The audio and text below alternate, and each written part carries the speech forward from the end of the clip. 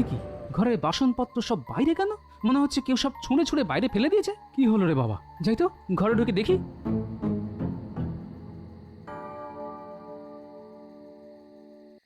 এই খবরদার, তুমি আমার ঘরে ঢুকবে না। হ্যাঁ, তোমার ছায়া মারারও পাপ, তুমি একটা পাপী। হ্যাঁ, আরে আমি পাপি তাপি যেই হই না কেন, ঘরে ঢুকতে পাবো না কেন? এই তুমি ঘরে ঢুকলে আমি ঘর থেকে বার হয়ে যাব, মনে থাকে জানো? আচ্ছা সেটা না হয় মনে রাখবো, কিন্তু আমার বাড়িতে আমি ঢুকতে পারবো না, সেটা কেমন তোর কথা হলো গিন্নি? তুই মহা মুশকিল পড়া গেল। হ্যাঁ হ্যাঁ, আমাকে নিয়েই তো তোমার সব মুশকিল। আমাকে বিদায় করতে পারলে বেঁচে যেতে, আমিও তেমনই নির্লজ্জ, তোমার সঙ্গে এতগুলো বছর কাটিয়ে দিলাম। হ্যাঁ, আরে এতগুলি বছর যখন কাটিয়েই দিলে, আর কয়েকটা দিন কাটিয়ে দাও না। তোমার মতো গিন্নি আমি পাবো কোথায় বলো তো? লজ্জা করে না মিথ্যে কথা বলতে? স্বার্থপর, বেহায়া, নিজ মনের মানুষ একটা। এই শোনো, অনেকক্ষণ হয়ে গেছে, আমি হাত মুখো ধুইনি। কি হয়েছে বলো দেখি, নইলে কিন্তু আমি চলে যাব। এই মায়ের সংসারে থাকবোই না। তা যাও না, মায়ের কাছেই যাও। আমার কাছে এসেছো কেন? আরে কি বলছো তুমি? আমি তো কিছু বুঝতে পারছি না। তুমি কোন মায়ের কথা বলছো বলো তো? কোন মায়া? কটা মায়া আছে তোমার হাতে? আবার আমায় বোঝাতে এসেছো মায়ার সংসার? ন্যাকা। অনেক হয়েছে, অনেক হয়েছে। এবার কিন্তু আমি প্রচন্ড রেগে যাব বলছি। হেয়ালি না করে এবার বলো তো, তুমি কি বোঝাতে চাইছো? নিজের মুখে এই কথা বলতে আমার ঘেন্না হচ্ছে, ঘেন্না। তবু বলতে আমায় হবেই। হ্যাঁ বলে ফেলো, বলে ফেলো, আমি তো সেটাই শুনতে চাইছি। কেন আদিত্যনাথের মেয়ে মায়াকে তুমি বিয়ে করতে যাচ্ছ? সত্যি কিনা বলো। ও আমি আমি বিয়ে করব মায়াকে? আশ্চর্য। আচ্ছা সেটা তুমি বিশ্বাস করলে গিন্নি? আচ্ছা কে তোমাকে এই খবরটা দিল বলো তো? মায়াকে যে বড় করেছে সেই দাসী, নাম তারকা। আজ সবার সামনে এই কথা বলে আমাকে যাচ্ছে তাই অপমান করলো। হ্যাঁ, আমি তাই ধারণা করেছিলাম, বুঝলে গন্ডগোলটা কোথায় হচ্ছে। এতক্ষণে সব পরিষ্কার হলো। শোনো তাহলে। আজকে গোপাল আসবে? হ্যাঁ হ্যাঁ, কথা যখন দিয়েছে তখনও আসবেই।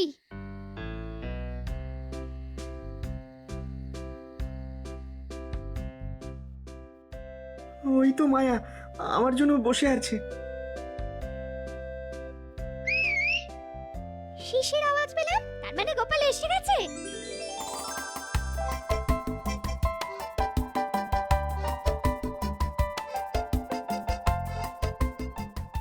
এক্ষুনি চলে যেতে হবে, নিজের দারোয়ান পাহারা দিচ্ছে।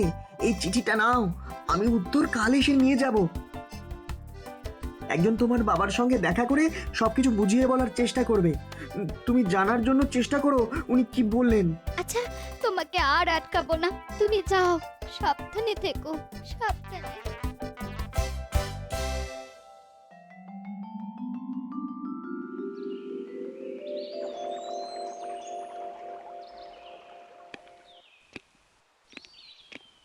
আরে গোপাল, এসো এসো এসো। আমি কিন্তু তোমার উপর খুব রাগ করে আছি। কেন বলো তো? আমি তো ঠিক বুঝতে পারছি না। আমি তোকে কতদিন ধরে বলে আসছি যে নয়াপাড়ার 100 বিঘের জমিটা আমার তালুকের আওতায় আনো। তো তুমি বলেছিলে মহারাজকে বলে চাষ করবে, কিন্তু ভাই এখনো কোনো খবর তো পেলাম না। ও হ্যাঁ হ্যাঁ, সেই জমিটা তো। আসলে এটা তো সামান্য একটা ব্যাপার যে মহারাজকে বলতেই ভুলে যাচ্ছি রোজ। আর তুমি চিন্তা করো না, এটার ব্যবস্থা আমি করে দেবো। আরে সেটা জানি, তাও বললাম আরে তোমার আমার সম্পর্ক কি একদিনের? হ্যাঁ, তা সেই সম্পর্কটাই যাতে চিরদিনের হয় তার জন্যই তোমার কাছে আসা, বুঝলে? মানে তোমার কথাটা তো ঠিক ভালো করে বুঝতে পারলাম না ভাই। কি বলতে চাইছো সেটা যদি একটু পরিষ্কার করে বলো তাহলে খুব ভালো হয়। মানেটা খুব পরিষ্কার। শুনলাম গোপাল নামের একটি ছেলে তোমার মেয়েকে বিয়ে করতে চাইছে, কিন্তু তুমি তাতে রাজি নও। তুমি ঠিকই শুনেছো, এটা কি সম্ভব? মহারাজের কৃপা এই জমিদারিটা পেয়েছি, তাই আমি জমিদার। সেই জমিদার বংশে এমন একটি পাত্রের হাতে কি করে মেয়েকে তুলে দিব তো? হ্যাঁ, তোমার সঙ্গে আমিও একমত। আসলে গোপাল নামটা শুনে ভাবলাম আমি বা বাদ যাই কেন, এখনো তো বিয়ের বয়স পেরিয়ে যায়নি। কি বলো? তুমি মানে তুমি আমার মানে মেয়েকে বিয়ে করতে চাও? না মানে সেটা কি করে সম্ভব? ঘরে তোমার বউ আছে, তাকে তো আর ঘর থেকে বের করে দিতে পারবে না ভাই।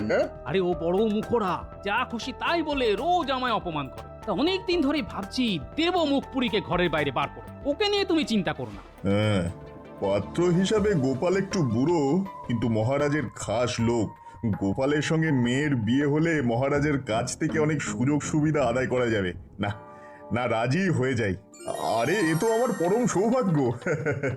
তোমার মতো জ্ঞানী বুদ্ধিমান জামাইকে তো যে কোনো লোকে আদর করে বরণ করে নিত।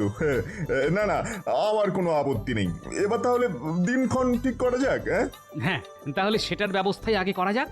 আমি রাজসভার পণ্ডিতের সঙ্গে একটু আলাপ করে তোমায় জানাচ্ছি। হ্যাঁ, সেটাই ভালো। তুমি তাহলে কথা বলে নাও। হ্যাঁ, সেটাই বড় ভালো হবে।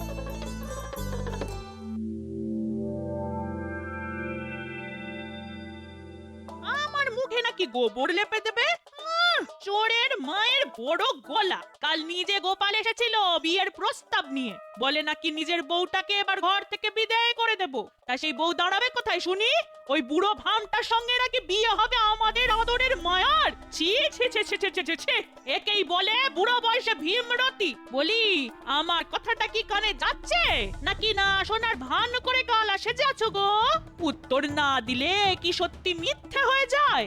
যায় না, তবে কষ্ট তো হয় গো। যাবার জায়গা সেই তো বাপের বাড়ি, দেখো সেখানে জায়গা পাও কিনা। ও, এই ব্যাপার। তা ভালো কাজের জন্য একটু যদি কলঙ্ক গায়ে মাখতে হয় তাতে ক্ষতি কি? আর ঘটনাটা তো আর সত্য নয়, সত্য হলে দুঃখ পেতাম, এই আর কি। তবে আজ রাজসভায় কিন্তু অনেক টিকা টিপ্পনি শুনতে হবে, তা সহ্যও করতে হবে। কি পারবে তো? মহারাজ, টিকা টিপ্পনি জীবনে অনেক শুনেছি, এখন আর গায়ে লাগে না। নিজের কাজ নিজেই করে যাই। সেটাই ভালো। লোকে কি বললো আর না বললো সবকিছু শুনে চললে কাজ আর করা যাবে না গোপাল। তুমি বরং তোমার কাজ চালিয়ে যাও। যাও যাও, এবার রাজসভায় গিয়ে বসো, আমি আসছি।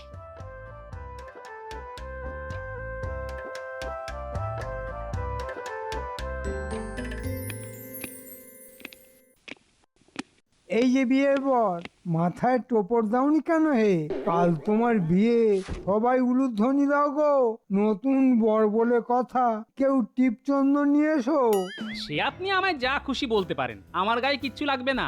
কেননা আমি জানি উপকার করার এর চাইতে বড় সুযোগ আর পাবো না। সুযোগ?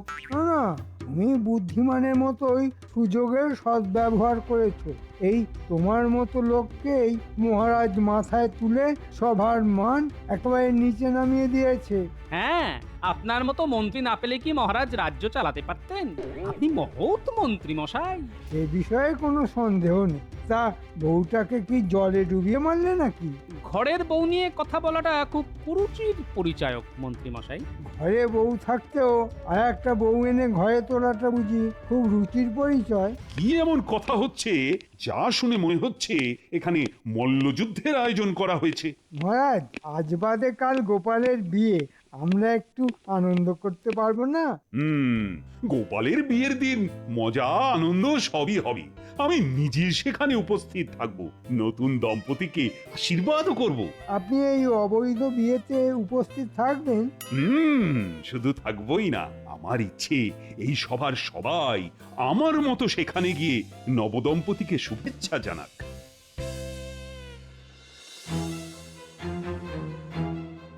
না না না, আমি ওই বুড়ো গোপালকে কিছুতেই বিয়ে করব না।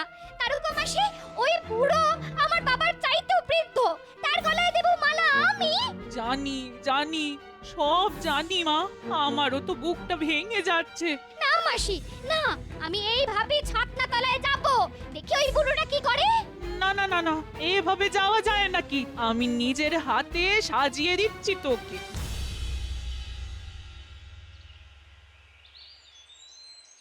গিনি, আমার যত পাঞ্জাবি আছে সব নিয়ে এসো তো। নতুন বরকে তো গোপাল সাজাতে হবে। তুই এত রোগা কেন রে গোপাল? আমার মতো মোটা হতে পারলি না, আবার আমি সেজে বিয়ে করতে যাচ্ছিস? না মানে, এই গরমে এতগুলো পাঞ্জাবি পরলে তো সেদ্ধ হয়ে যাব। হলে হবি, তোর হবু শ্বশুরের সুবিধে হবে তোকে চিবিয়ে খেতে, সেদ্ধ মাংস খেতে অসুবিধে হবে না।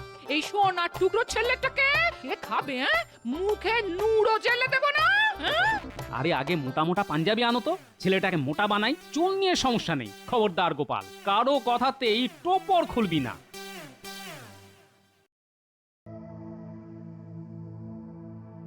আমাকে আর সাজিও না মাসি, সাজিও না, আমার সর্ব অঙ্গ জ্বলে যাচ্ছে।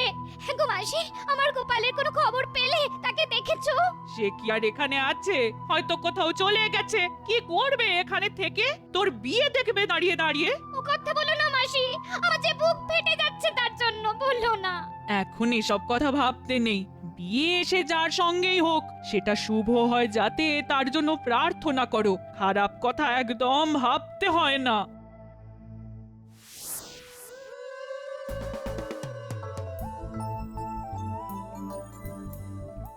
শোন বাবা গোপাল, এবার আমাকে কিন্তু এখান থেকে যেতে হবে, নইলে ধরা পড়ে যাব।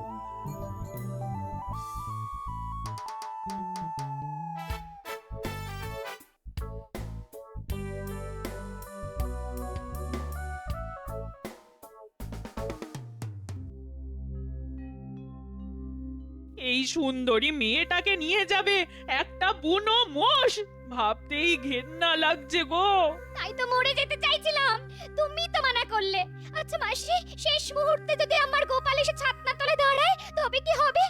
আমি কিন্তু গোপালের গলাতেই মালা দেব, ওই বুড়োটার গলায় নয় মাসি, নয়। এবার কিন্তু যেতে হবে। বর বোধহয় এসে গেল, উলুধ্বনি শোনা যাচ্ছে। ভোর কলি, এটাও দেখে যেতে হলো। গোপাল তার মেয়ের বয়সী একটা মেয়েকে বিয়ে করে ঘরে তুলবে। হায় ভগবান, এও দেখতে হলো। দেখার অনেক কিছুই বাকি আছে। দেখে যাও মন্ত্রী, কথা বলো না।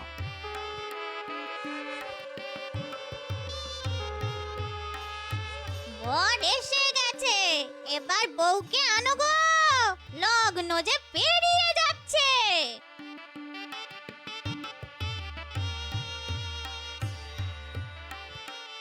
গোপাল বাঁদরটার গলায় হীরের মালা, বেটার ভাগ্য আছে। কেন, তোমার হিংসে হচ্ছে নাকি? না, হিংসে হবে কেন? শুধু ভাবছি মহারাজের কি কোনো প্রতিক্রিয়া হচ্ছে না, এটাই খুব আশ্চর্যের ব্যাপার। হচ্ছে না এই কথাটা তোমায় কে বললো?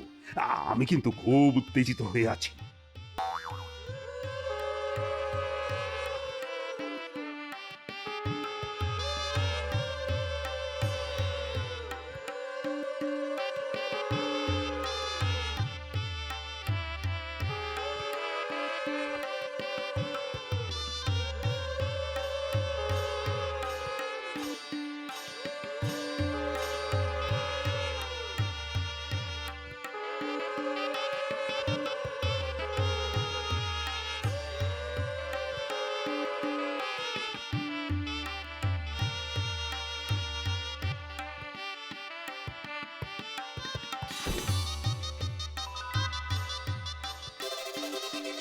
কি এটা কি করে সম্ভব? এ তো গোপাল ভাঁড় নয়, এ যে সেই গোপাল মায়া যাকে ভালোবাসে। অসম্ভব, অসম্ভব ব্যাপার।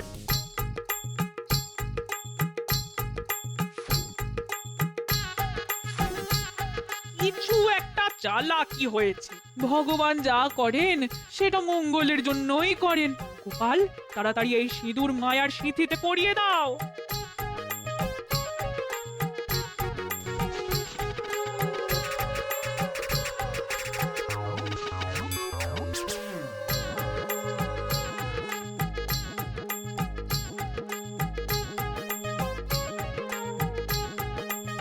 মহারাজ, মহারাজ, গোপাল আমাকে ধোকা দিয়েছে। সেই ছেলেটাকে বর সাজিয়ে এনেছে। এর একটা বিধান আপনি করুন মহারাজ, এর একটা বিধান আপনি করুন। আর তো কিছুই করার নেই আদিত্যনাথ। মালা বদল, সিঁদুর দান সবই হয়ে গেছে।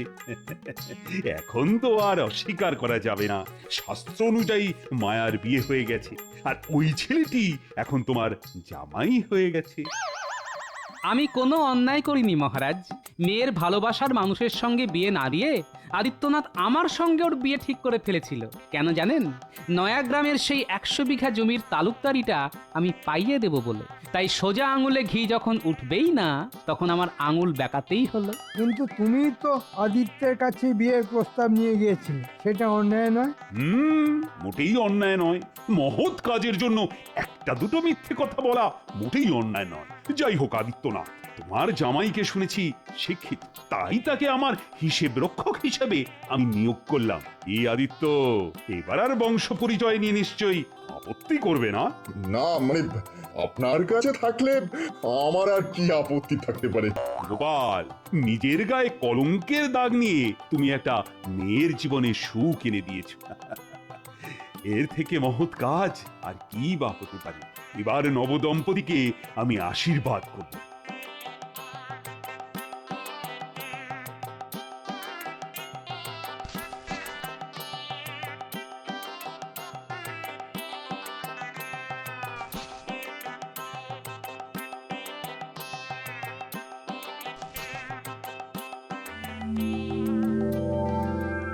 কি বুদ্ধি গো তোমার, হ্যাঁ? কিভাবে সবাইকে ঘোল খাইয়ে কাজটা হাসিল করলে, হ্যাঁ? আর কত গালাগাল আমায় সহ্য করতে হলো সেটা তো বললে না গিন্নি। থাক সে কথা। এই শুনছো, আমার না খুব বিয়ে করতে ইচ্ছে করছে গো। আজ দেবে গো আমার গলায় একটা মালা পরিয়ে। মালা পাবো কোত্থেকে? এই তো আমি তো বানিয়ে রেখেছি গো, আর কোনো ফুল পেলাম না, তাই জবা ফুল দিয়েই গেঁথেছি গো। দেবে গো আমায় পরিয়ে। এমনিতেই তো তুমি মার অনচণ্ডী, গলায় পরায় সেই সাহস নেই, বরঞ্চ পায়ে দিতে পারি গিন্নি। এই তোমার বুদ্ধি শুদ্ধি কি একেবারে গেছে, হ্যাঁ? বউয়ের পায়ে ফুল দাও না, দাও না, গলায় পরিয়ে দাও, দাও।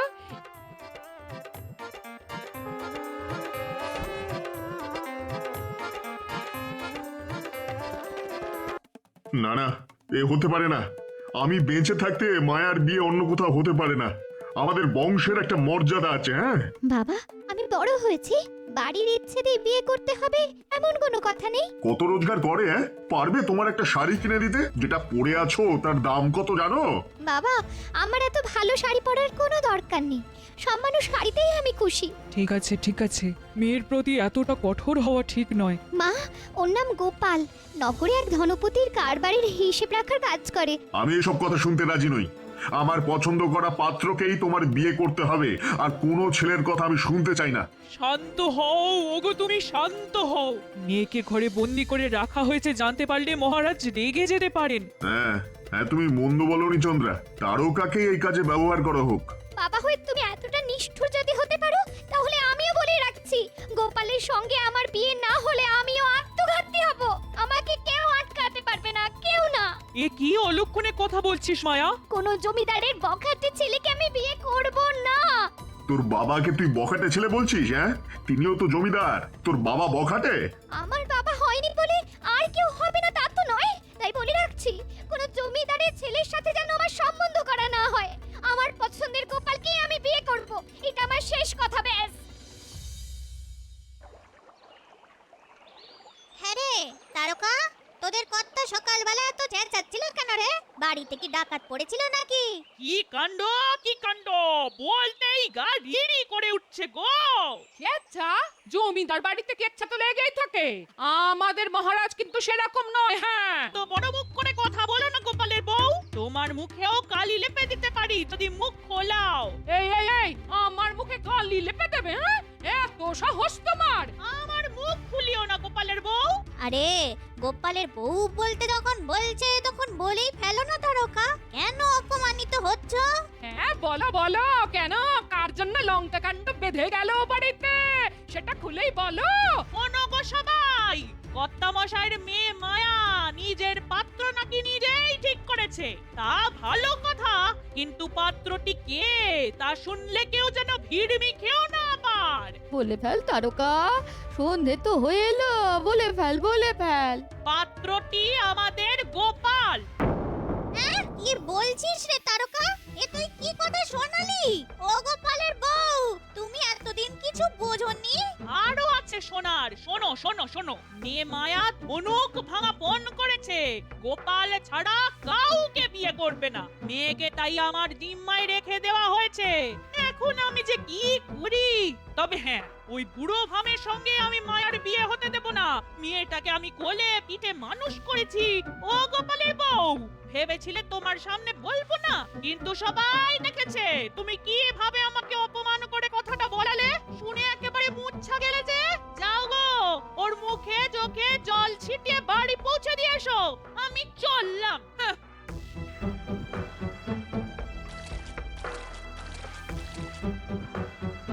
কি শয়তানি! আমার বরের নামে কেচ্ছা করে চলে গেল, হ্যাঁ? ঠিক আছে, ঠিক আছে, আমিও দেখে নেব, হ্যাঁ।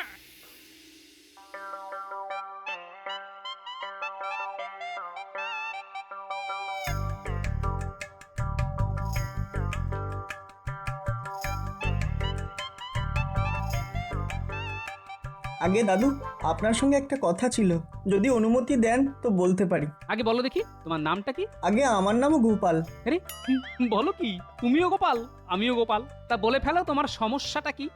আসলে আসলে আমি না একটা মেয়েকে খুব ভালোবাসি, সেও আমাকে। আমরা আমরা বিয়ে করতে চাইছি, কিন্তু মেয়েটির বাবা আমার নাম শুনে এতটাই ক্ষেপে গেছে যে মেয়েটাকে নজরবন্দি করে রেখেছে। কি, আমার নাম শুনে খেপে গেছে? তাহলে তো নাকটা গলাতেই হচ্ছে। তা মেয়েটির বাবার নাম কি? আগে আগে তিনি জমিদার আদিত্যনাথ, মহারাজের অধীনে এক তালুকের মালিক, কিন্তু যেহেতু আমি বংশে তাদের চাইতে ছোট জাতের, তাই আমার সঙ্গে তিনি মেয়ে মায়ার বিয়ে দেবেন না। আপনি যদি কিছু একটা করেন তাহলে আমরা দুটিতে ঘর বাঁধতে পারি। বুঝলাম। দেখো, আদিত্যনাথের সঙ্গে আমার ভাব ভালোবাসা অনেক দিন। মহারাজের কাছের লোক বলে আমাকে একটু তৈলমর্দন করে আর কি। তার দুটো কারণ আছে। প্রথম কারণ, তুমি বললে যে গোপাল নামটা শুনেই নাকি উনি খেপে গেছেন। দ্বিতীয় কারণ, জোর করে কাউকে বিয়ে দেওয়া অন্যায়। আমি যা বলার সবই বলে দিলাম আপনাকে, আশা করি আপনার সাহায্য পাবো। হ্যাঁ, তাই পাবে, তুমি ভয় পেও না। আরে আমি তো আছি।